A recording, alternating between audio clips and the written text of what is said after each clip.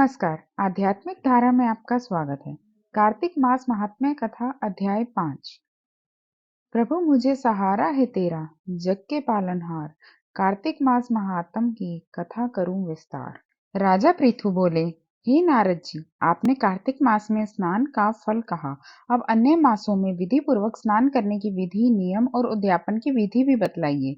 देवर्षि नारद ने कहा, हे राजन, आप भगवान विष्णु के अंश से उत्पन्न हुए हैं, अतः यह बात आपको ज्ञात ही है। फिर भी आपको यथाचित विधान बतलाता हूँ। अश्विन माह में शुक्ल पक्ष की एकादशी से कार्तिक के व्रत करने चाहिए। ब्रह्म मुहूर्त में उठकर जल का पात्र लेकर गांव से बाहर पूर्व अथवा उत्तर दिशा में जाना चाहिए।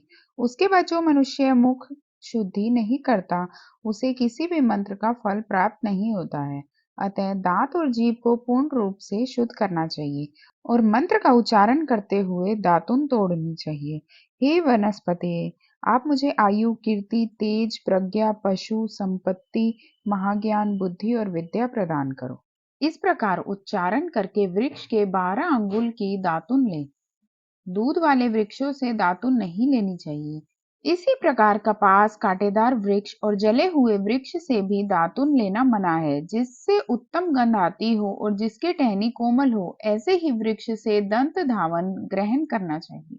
प्रतिपदा, अमावस्या, नवमी, छठी, रविवार को चंद्र तथा सूर्य ग्रहण में दातुन नहीं करना चाहिए।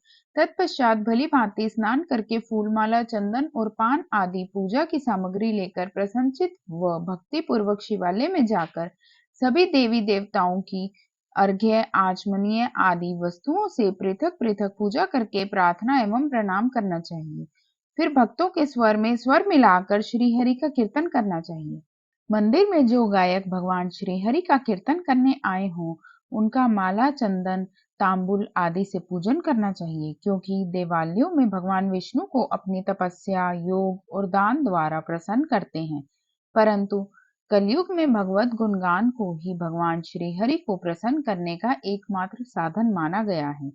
नारद जी राजा पृथु से बोले, हे राजन, एक बार मैंने भगवान से पूछा कि हे प्रभु, आप सबसे अधिक कहाँ निवास करते हैं।